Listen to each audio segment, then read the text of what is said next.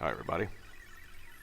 This is a very special video in that I don't think we're gonna, yeah, there's no plane building this. This is equipment fabrication. So, anyone that's been watching these videos know I have this kind of large 4x8 workbench that I mostly work on, which is nice.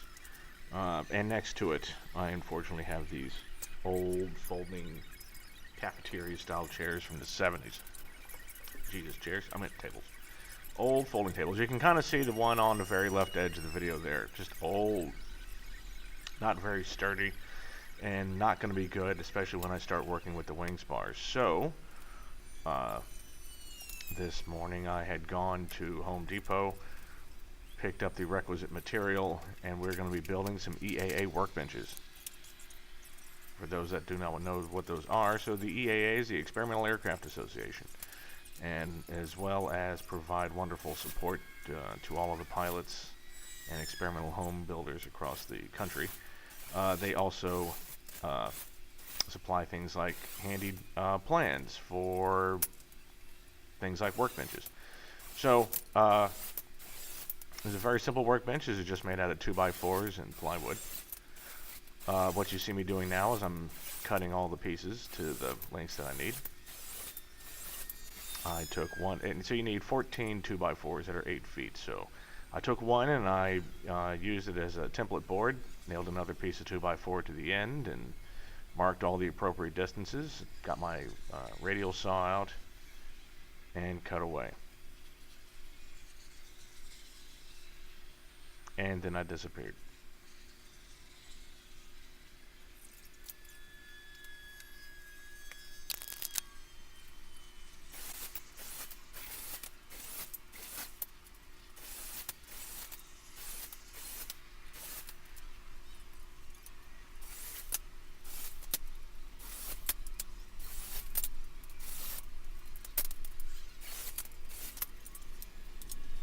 It is kind of imperative, so don't be stingy with your 2x4s. I got myself some nice, good interior grade boarding. I didn't even have to worry about the straightness of any of them, because that's what you want here. I mean, you don't need just a good work surface, but you do need something that is relatively straight.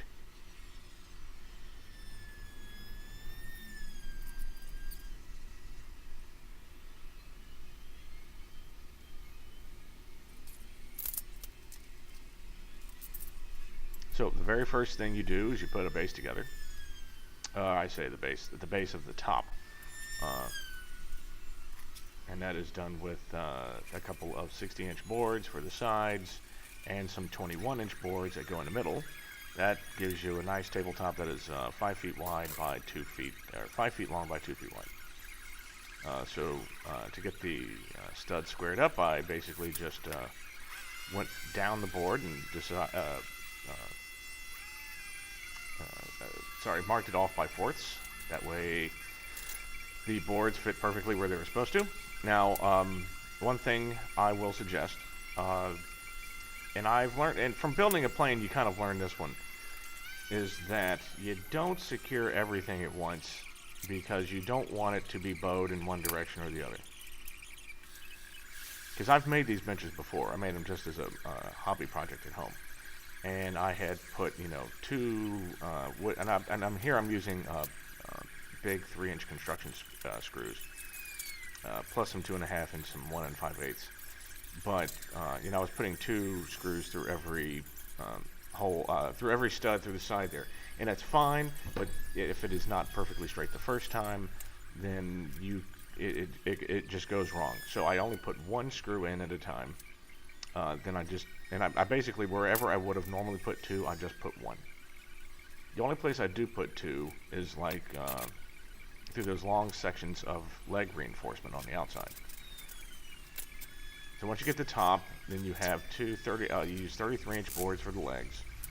You use a 17.5 on the outside as reinforcement. Then you put a piece across the bottom as a kind of a side support. Plus, this is what the bottom shelf is going to sit upon.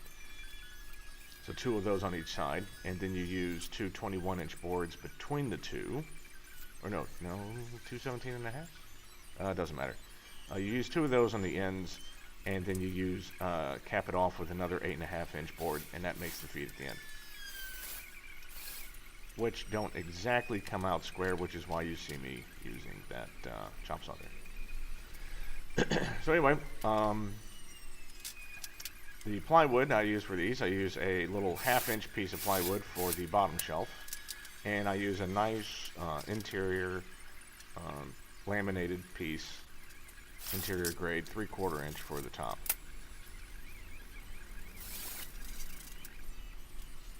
Now normally you're just supposed to cut that bottom shelf to go on the inside of the legs, which is fine.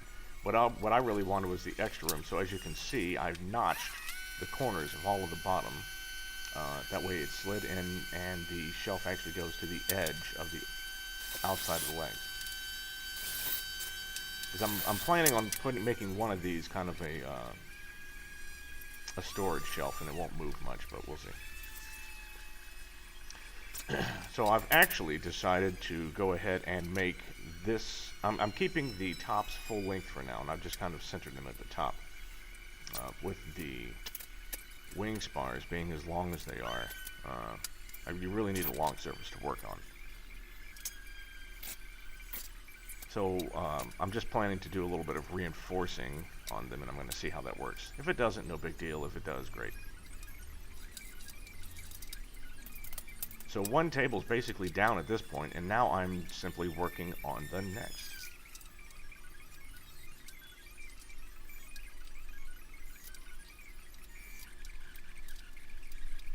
It definitely helps when you have one already made and also done. Anyway, so I'm going to keep building this. We'll finish it up in the next video, and just keep going from there. So see you soon.